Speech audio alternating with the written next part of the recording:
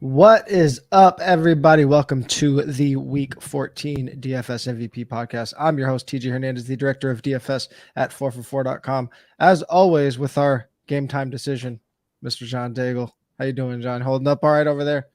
Doing well, like the NFL. Yeah. Whatever's going around, everyone's dealing with it, has come for me. Yeah, man. I can't talk. 4 days in a row, and it walloped me overnight on Thursday. So putting on my flu game for this, whatever the hell this slate is, like whatever's going on here. There's a lot of chaos to discuss.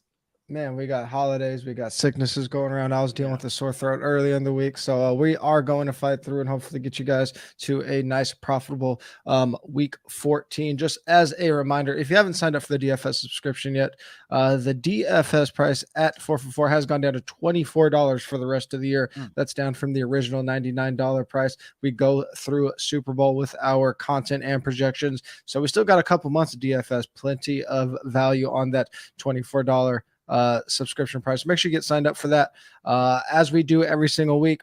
Going into the week, our biggest decision point of the week, one big thing that we're looking at that is going to hopefully sway fortunes in our favor. What stands out to you this week as far as that thing that's swinging your decisions?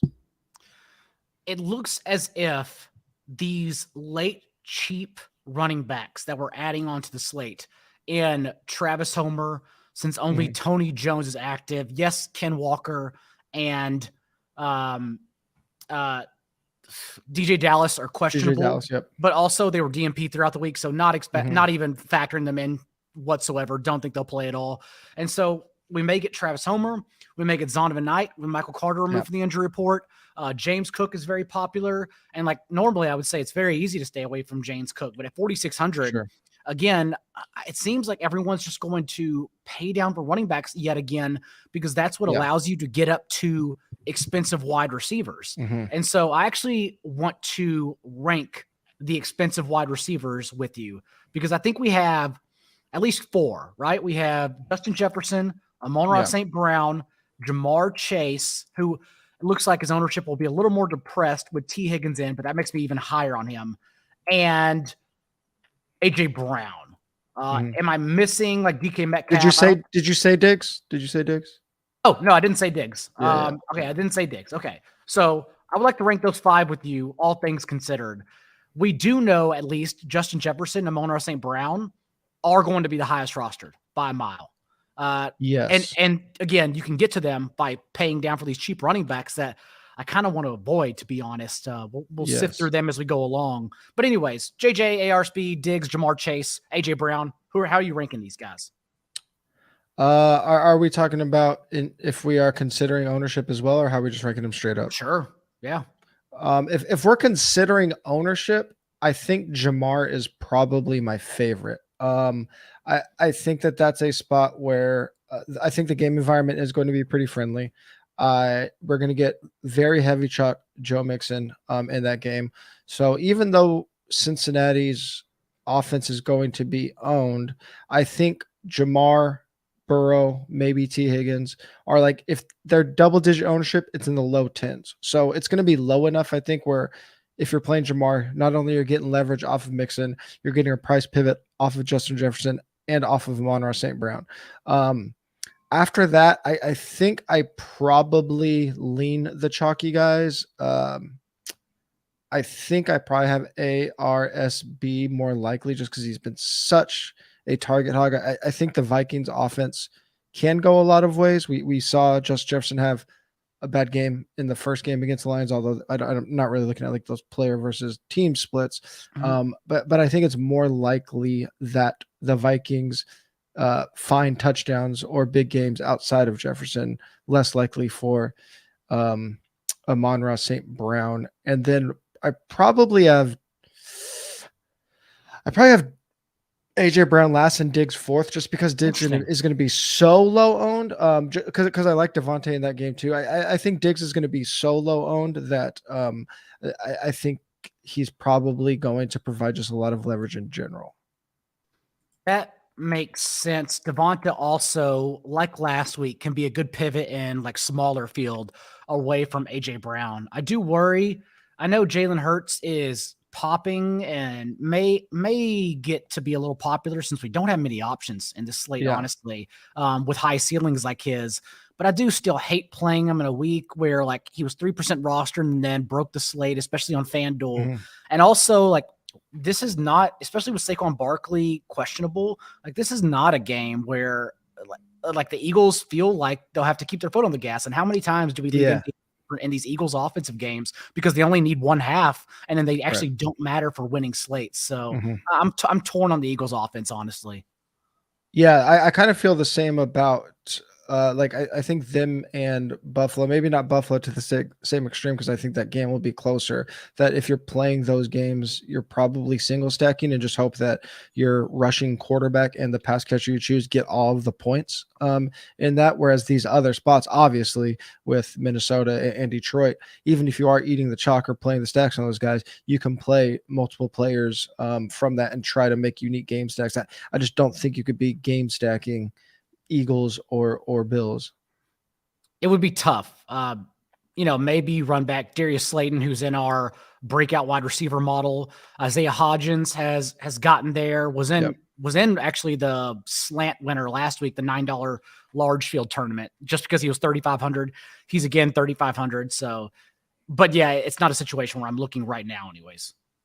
Yeah, the big thing that I'm looking at this week, and you talked about the cheap running backs, but I mean, we if we look at some of the chalkier plays, we have some expensive running back plays. The most obvious one, Derrick Henry, and then at least on FanDuel, Joe Mixon is priced up. He's not as expensive on DK, but where are we going to spend up on expensive chalk? I think it's a week. There's so many big name chalk pieces. Like these chalk pieces this week aren't bad players or bad plays. They're phenomenal players and phenomenal spots. So I don't think it's going to be like some of the weeks we've seen in recent weeks where almost all of the chalk whiffs. I think you're going to have to decide whether you're spending up on these running backs, or especially on DraftKings, or spending up on these stacks and these wide receivers. It's going to be really hard to spend up on both, almost impossible on DraftKings. And it's going to completely change the way that your lineups are built. So if you're playing a Derrick Henry, it's going to be really hard to get to these more expensive stacks, especially like the Justin Jeffersons in the 9K range. It's going to be hard to get two of those guys in your lineup. So I don't think we're going to see a lot of those combos. So it's going to be a lot of either or. So where you decide to do that is really going to depend how you are formulating your teams, and it's going to take a lot of puzzle work to try to figure out how you can separate from the field, because say you do play Derrick Henry, how do you catch these expensive Lions and Viking stacks? Agree. And it doesn't help that Jefferson and Amon-Ra are in a total that is 5.5 points now, higher than the next closest. And that's even like big thing. Even that Bengals Browns game, like at 47, I don't have confidence in that one either. So yeah, I'm genuinely not sure, especially because I think everyone will be intrigued by Matt Breida, Travis Homer, James Cooks of the world, because then that does let you get to Amon-Ra and AJ Brown, for instance. So I'm still teetering back and forth. It doesn't help that I'm not scared of the expensive running backs in the slate at all. Like Christian McCaffrey in a 37-point total with a 7th-round rookie quarterback. Not worried about him too much. Derrick Henry, 2.6 yards per carry over the last month. Not worried about him too much.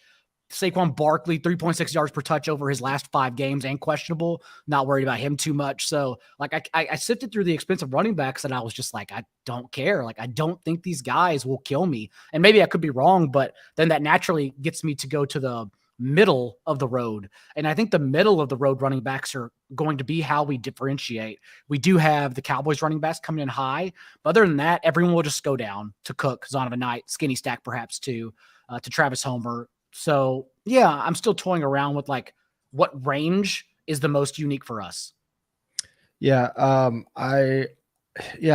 I think I kind of agree with your assessment of the cheap running backs, especially because if we look at the Seahawks running backs, that is a late kickoff game. And the only other 2 games going at that time are the Chiefs game and the Niners game. I don't think we're going to have a lot of players from Niners Buccaneers, especially in that salary range that we're going to be able to swap to. I guess if you're playing Isaiah Pacheco late in the flex, then you'll have the ability to flex to, if it ends up being a Travis Homer game, then you could do that. But I just don't think a lot of people are going to play that. So that's really the only flexibility we have in regards to that situation. And if it is a game time decision, the only way to play that out is with the late swap, similar to what we had last week. Although it was pretty clear that Mixon wasn't going to play last week, but they were in a late window. We were waiting on that news. So similar to last week, but probably a little bit more extreme this week. And P. Ryan paying down for him and Jared Goff on DraftKings, which allowed you to win, because that lets you afford DeVonta Adams and Tyreek Hill, who broke the slate. So that's sort of the way I'm leaning as an overarching thought process as well. Since again, if I don't think running backs are going to kill us, then I'm trying to prioritize 2 to 3 of these expensive guys. Sure. So that kind of leans into what I was talking about. Where are we going to get that expensive chalk? We'll figure out ways to get unique around those expensive plays, especially Sunday morning in the Discord, which you need to sign up for, $24 through the end of the season. As we do every single week before we get into our DFS plays, one of our favorite games to get ready or to keep building bankroll on top of our DFS plays is the Underdog Pick'em plays. We need to get hot. We are going to get hot to end the season. I have some picks straight from our prop gurus going into this week, and it ties into a lot with what I am doing DFS wise this week. So if we can get the Underdog screen up, I have a couple plays that I have ready to go, unless you have one that you want to fire. Let's ride it. Let's get hot.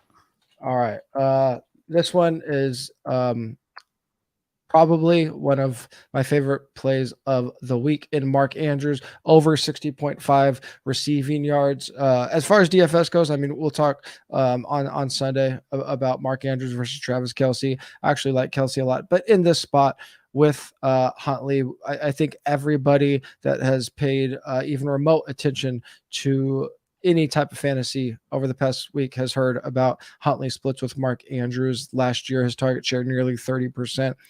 I don't see Huntley throwing to Demarcus Robinson 8 times again like he did last week. I think this is a really good spot for Andrews against Pittsburgh. Not the best line that you could find at 60.5, but I think it's a really good spot for him. Do you have any reservations about Mark Andrews this week?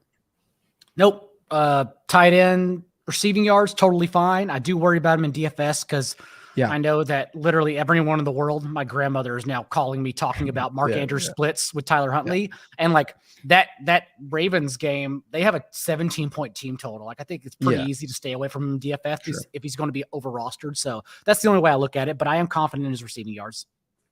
Cool. Is there a play that you want to throw out? We can go to your second one. All right, cool. Let's go with a game we already touched on that you're a little bit worried about the receivers and the upside in that game, but a spot that I think is okay to attack is Jalen Hurts rushing prop of 48.5 rushing yards. This prop is below his season average. He's averaging over 50 yards per game. And as Ryan Newton pointed out in his prop article this week, the two things that really help out a rushing quarterback are teams that blitz a lot and teams that play a lot of man-to-man coverage. That is two things that the Giants do at one of the highest rates in the league. Obviously, those blitzes, if he breaks those, lots of space for him, man-to-man coverage. Those DBs with their back turned to him, lots of space for him to run there.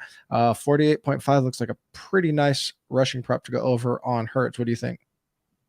Completely agree. And again, I still expect them to get their first half. It's just a matter of Giants pushing them back for Hurts to reach his ultimate ceiling. Like even last week, at least against the Titans, he played 48 minutes. But we talked about that spot on Friday and in the Discord chat on Sunday morning. It was just the perfect spot for Hurts. Absolutely. Do you have a third play you want me to look up here? I do not in front of me. So unless you have one, I'm fine locking in two and getting. Yeah, let's try to get off the schneid here with a little 2-teamer. $75 pays out for a $25 pick. Make sure you guys are tailing these. If you haven't signed up yet, go to 4for4.com/underdog or use a promo code 4for4 when you sign up for a new Underdog account. That'll get you a free DFS subscription at 4for4 and a 100% match up to $100. If you are listening on the audio, we post these picks on Twitter after the show. So hopefully when you're listening, you can still get these lines. But if you're watching live, you should be able to lock them in as we speak. Let's get to the best part of the show, the DFS plays of the week, as always, starting at quarterback. I like your play a lot because this is a game that even though one of the best offenses in the league, this is a game that's going to get overlooked somehow. No one's going to play the Chiefs outside of Pacheco because, again, everyone is paying up for Mark Andrews, given his splits from Huntley in the past, if they pay up at tight end, and everyone's thinking to spend down at quarterback right now. So I like Patrick Mahomes. I do admittedly have a very small quarterback pool this week just because of the way the slate's mixed up. And the best part is, like, one, I don't need to play any of the Chiefs receivers, all who are healthy. Looks like Kadarius Toney may even go. I can just play Travis Kelce, knowing where Patrick Mahomes is going to go for touchdowns. And combined, Kelce and Mahomes are going to be, in my opinion, less than 10% roster. So we already have that working for them and the second highest team total behind the Cowboys of the week. But also, everyone's worried about the game script. And we've seen Patrick Mahomes, when the Chiefs beat the 49ers 44-23, Mahomes finished with 423 yards and 3 touchdowns. Whenever they beat the Rams 26-10 and just toyed with their food throughout that game a couple weeks ago, Mahomes finished with 22.5 fantasy points. So that there is still a ceiling here for them to just run through the Broncos. So yeah, I like trying to soak up, if I'm paying up at that position, the passing touchdowns away from Pacheco.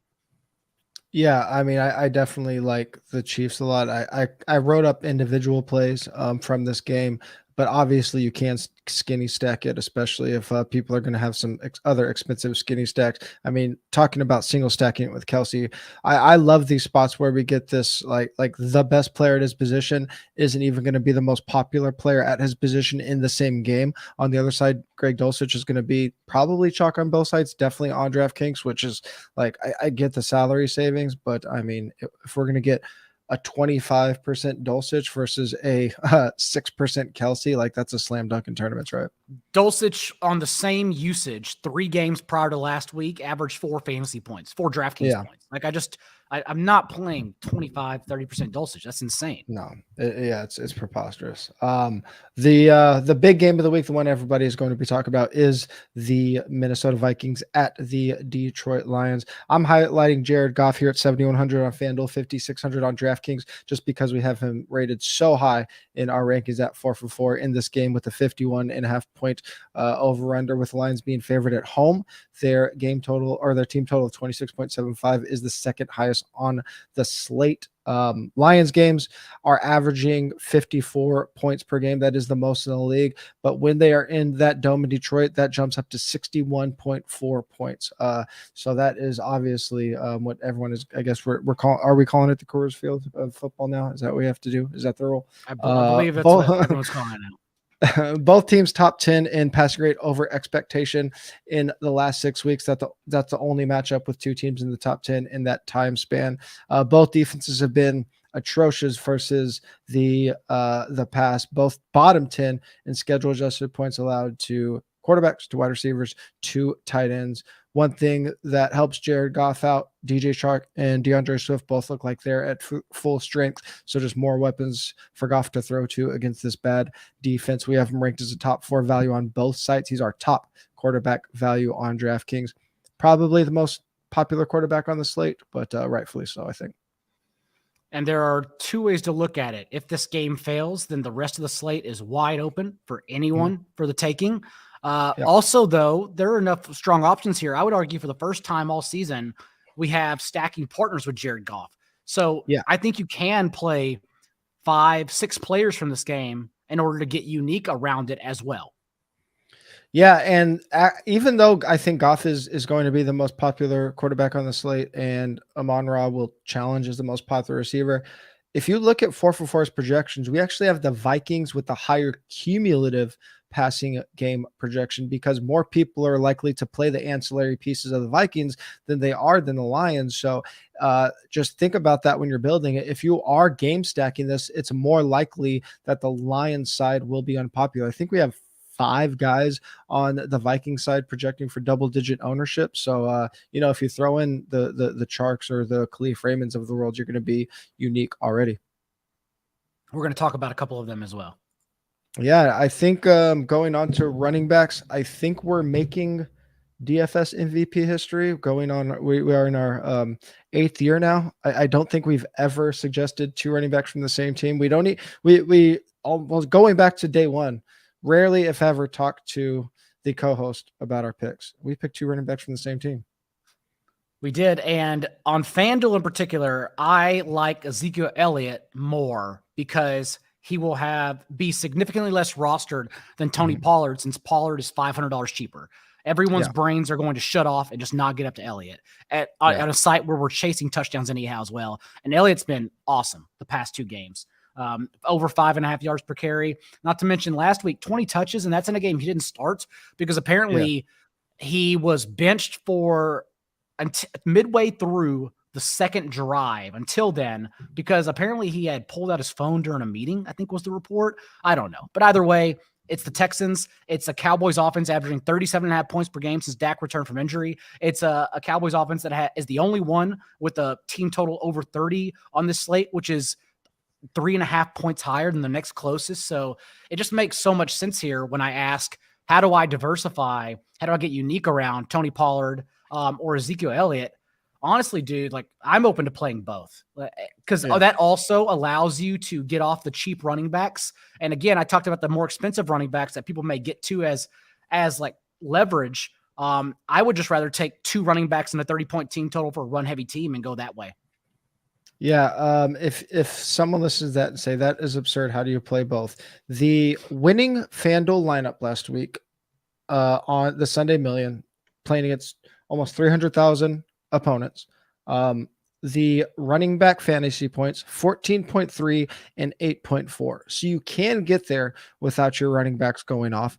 And on top of that, Tony Pollard and Ezekiel Elliott twice in the past 3 weeks have both gone over 15 half PPR points in the same game. That's only happened 6 other times all year. No other set of teammates has done that this year. And if they're going to do that again, it's going to be in a game where they are blowing out the team. And this is the game that's setting up for a blowout. Favored by 17.5 points. This is the biggest spread of the year. Over the past decade, we've only had 17 other games closed with a spread of 17 or more. The favorite is covered in those spots 11 times at 65% of the time. And Houston is arguably the biggest run funnel in the league. They're 28th in schedule adjusted fantasy points allowed to running backs. They're top 3 versus quarterbacks and wide receivers. A lot of that probably has to do with game script, but that doesn't matter because most likely we're getting this very good game script. On top of it, Dallas is a team that's been favoring the run. Even though Dak has been crazy efficient since he's been back, they're still running at the 7th highest rate relative to expectation. Houston faces the highest run rate relative to expectation. We have Pollard as a top 3 value on both sides. So I think especially on DraftKings where we're getting the pass catching points, he's cash viable, even though he might only play 50% of the snaps. But like you said, they're both clearly tournament viable. And Zeke is a crazy leverage play this week. Tony Pollard will be quite popular, but you could definitely play both. And I think probably more on FanDuel than on DraftKings, you could play them together. Do you agree with that? I do, though I am still tempted to play them both on DraftKings. You mentioned 15 PPR points. They've also both finished on DraftKings twice in the last 3 games as top 12 running backs in those same games. So and this slate, it wouldn't be shocking if they both finished like in the top 5, top 8 together. So I'm absolutely open to it. It's also like another way to play the Cowboys defense if you want to play both of them and the Cowboys defense, since it's pretty easy to get to the Cowboys defense and everyone's going to. Yeah, and I mean, I'm not saying you should be targeting, 15 points or under from your running backs in a tournament. Obviously, that's not what we're going for. But the point is, if you can have a unique build, and if the players, let you have, you still need ceiling games all the way around. But if you're getting to a unique build, that's sometimes as important as just something like ownership on its own. Moving on to receivers, you have 2 ancillary players from the most important game of the week. So instead of going back and forth, I'll just let you talk about both of these guys that go by their initials. When I think about how to play the Lions-Vikings game and lineups where I choose to do so, I think about Jared Goff double and triple stacks, for instance, with DeAndre Swift, Amon-Ra St. Brown, and DJ Chark. Let's start there. DJ Chark, because the Vikings are one of only two defenses allowing over 10 yards per target and 100 yards per game to receivers from out wide. And that, of course, is where Chark runs a majority of his routes. Also led Detroit in routes run and had his high target share since he returned from injury last week. 47% of Detroit's air yards in that game. And given that Minnesota is allowing over the last month 8.5 15-yard plays through the air in that span, I think Chark is an amazing play this week on both DraftKings and FanDuel. And then when I look on the other side and I say, okay, if I'm trying to get to 5-6 players in that game, I have a little more confidence in KJ Osborn than a lot of people, and that's fine because he's 3,500. And first off, no one in 3,500 range scares me. People are gonna jam the Texans wide receivers. They're gonna jam Elijah Moore, and I just don't care about any of them. Whereas at least KJ Osborn, like Evan Ingram last week, we held our nose and just bet on game script, and it came to fruition. In this case, look at the lines against slot receivers the last 3 games. Wan'Dale Robinson, 9 for 100. Isaiah McKenzie, 696 and 1 on Thanksgiving. And Christian Kirk, 6 for 104 last week. And Osborn is the player who has led this team in routes run from the slot on 57% of his routes run. Also 87% of Minnesota snaps since they acquired TJ Hockenson. So Osborn, given that the Vikings are also dropping back in 11 personnel, 3 wide sets at a league high rate in the NFL, like Osborn's the one who's going to be in the slot. And so I think it is actually great if you're stacking Jared Goff or Kirk Cousins to sneak him in here as like the cheapest rostered ancillary option. Yeah, I wrote up DJ Chark. He's probably my favorite. He's definitely my favorite way to get unique in my Lions stack. And I thought about KJ Osborn, obviously, because as I mentioned at the top, 5 Vikings are going to draw double-digit ownership. He won't.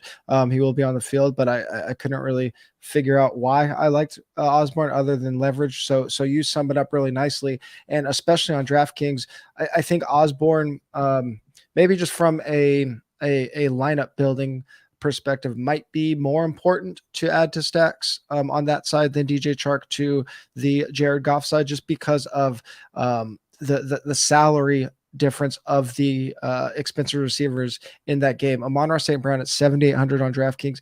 That's so much cheaper on DraftKings than the $9,000 that Justin Jefferson is, compared to the 8,600 versus 9,300 on FanDuel, where pricing is more open. So KJ Osborn kind of offsets the investment in that stack compared, especially at a flex position, compared to trying to double with, say, TJ Hockenson or something like that. So I do actually like the Osborn call quite a bit. But that game is obviously one that we are paying attention to, and those guys are very important because, as you said, if you are going to get unique in those games, I think those are probably the 2 most important players, at least from a passing game perspective, to get unique with. The 2 guys that I think are really just tremendous values in cash game plays this week, tournament plays for sure, but I think will find their way into my cash lineups. DeVonta Smith and Garrett Wilson. DeVonta Smith, especially on FanDuel. DeVonta, $7K on FanDuel, 6,300 on DraftKings. We already talked about that game against the Giants as 7.5-point favorites.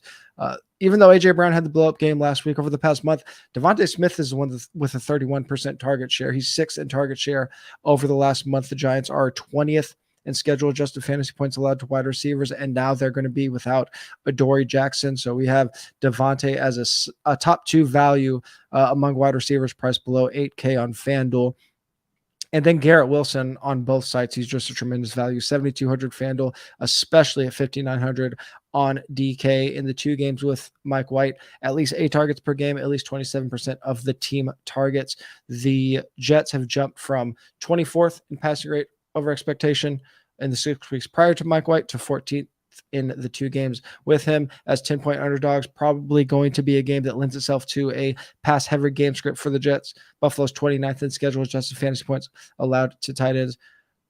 DeVonta Smith probably gets ownership on FanDuel. Garrett Wilson will definitely get ownership on both sites, especially on DraftKings.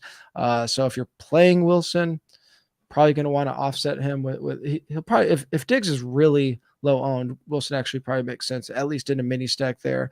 DeVonta, even if he is owned, I think you could play him as a standalone play, but both cash viable for me. I don't want to be the person that fades Garrett Wilson at 5,900 either. I'm trying to figure out how to play it. I don't know necessarily how yet for tournaments. Yeah, I think again, I mean, it's going to come down to, I think probably it's going to be tough to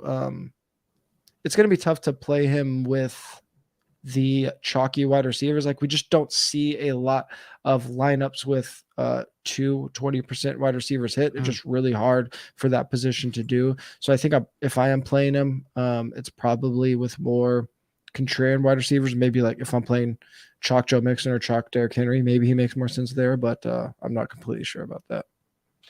I'll think on it. Pay down at tight end. We already talked about Greg Dulcich, but there's a team that is completely void of wide receivers, so they might lean on 2 tight ends this week. And I like a couple pay down options around Greg Dulcich in tournaments. My favorite, though, is Chig Okonkwo, because the Jaguars not only allowing a league high 9.3 yards per target to opposing tight ends, but now without Treylon Burks, I think we can not think too hard on why Okonkwo popped for season highs and route rates, 55% routes on Tannehill's dropbacks, and season high 5 targets for a 19.2% target share. Because then we can just simply say, oh, they had to play him more because of their lack of bodies at wide receiver, and Treylon Burks was out. So I'm looking at that again at 2,700. I would much rather go toe-to-toe with Greg Dulcich with Okonkwo at 20% less ownership. Yeah, I actually wrote this game up as one that I kind of like mini stacks in, which Dude, it's going to be hard to pull the trigger. High on Tannehill, and like we lost Burks, we may not have Trevor Lawrence. It's like, well, I don't know. I even, if we had Lawrence, I think Zay Jones is an awesome play, but I had to like delete them from my article on 4-4 because I can't support them if we don't get the best starting players here. Yeah, the injuries are going to throw a wrench in that, but and obviously we have some really good game environments elsewhere, but it's just like an oddly there's always like one oddly intriguing game on the slate, and if Lawrence plays, I think it'll stay that way. Going back to the most popular game of the week, it's just rare that we get a game that laps the field like this in terms of expectations. So if that's how it falls, and we're going to keep giving you players from that game. My guy's TJ Hockenson, 6,500 FanDuel, 5,100 DraftKings, 3rd most routes per game among tight ends since joining the Vikings, 6+ targets in every one of those games. Obviously, we got the revenge game narrative. I don't think we need that because the game is a blow-up spot anyway, and he's getting a ton of usage. That usage hasn't translated into huge games yet, and because of that, he is the top wide receiver in our DFS positional breakout model this week, as Pat James wrote up this morning. Detroit is 30th in schedule adjusted points allowed to the position. I don't think Hockenson is cash viable on DraftKings just because that 5,100 price range is pretty tough. Like I think it's pay all the way down or jam in Kelsey, which even then I just don't think you could jam in Kelsey this week. So in cash, I think you kind of have to pay down on DK, but on FanDuel, I think he is very cash viable at 65. We have him as a top 3 value on both sites in this blow up game. Where do you think he'll be at in tournaments? I think he'll be in that 15 to 20% range. That's pretty high roster. It's really high. Yeah. It's going to be tough. That's why KJ Osborn's a great play. Yeah. Who do you like on defense? Honestly, if you don't play the Cowboys, which I think I still am in cash game because I don't want to be the person going against Davis Mills without the Cowboys defense, and they're actually easily affordable given the context of the slate. Yeah. Anyone you play is going to be contrarian this week, so I like dropping down just 100 more on DraftKings for the Eagles. Again, it's looking like Saquon Barkley is going to be a true game time decision, and even if he plays. I've talked about this on so many shows that he's just lost the pop. Like he's not a player you're scared of anymore. Very clearly sore and tired from the overworkload for this Giants team this season. So yeah, I think the Eagles, are in a smash spot to get it done in the first half against the Giants, over touchdown favorites on the road. So just a good spot that everyone's going to overlook since they are priced right next to Dallas. Yeah, you talked about the like the middle salary range maybe being the sweet spot across the board this week. And I think that translates to the defense. There's a lot of spreads that are like 4 points or under with a lot of teams that aren't very good or have a lot of injuries, and that leads to really wide ranges of outcomes. So one of the teams in this sweet spot is the Ravens at 4,100 on FanDuel, 3,300 on DraftKings at the Steelers. The Steelers actually are cheaper and are home favorites, so they're could be if Cowboys aren't mega chalk, I think Steelers could be the second most popular defense. Well, I think they will be the second most popular defense on the slate, but if they aren't mega chalk, I think Pittsburgh's could still be like fairly high double digits. Pittsburgh is 12th in pass grade over expectation. Those passes lead to scoring opportunities for the defense. Baltimore 6th in adjusted sack rate. Pittsburgh bottom half of the league in adjusted sack rate allowed. And I mentioned if Cowboys aren't super chalky, then this will be a nice leverage play off of Pittsburgh. Absolutely. We got through this one a little quicker than usual. We're saving Daigle's voice for Sunday. We got to get this man rested up. We need him. We need him at 100% for the weekend. But hopefully we got you guys all the information you need packed into a slightly shorter show this week. As always, expanded ideas coming out Sunday morning on our Sunday morning Discord, 7:45 a.m. Pacific time, 10:45 a.m. Eastern time. Get signed up for that with our new price of $24 for the rest of the season. If you don't have an Underdog subscription yet, you can use the promo code 4for4 when you sign up for a new Underdog account and get a free DFS subscription plus a 100% deposit match. If you enjoy us and want to give back to the show, if you are listening on your favorite podcast platform, please leave us a 5-star rating or review. If you're watching on YouTube, please like the video and subscribe to the 4for4 channel. And you can follow us on Twitter. Daigle is at NotJDaigle. 4for4 is at 4for4 Football. I'm at TJ Hernandez. Talk to you Sunday morning.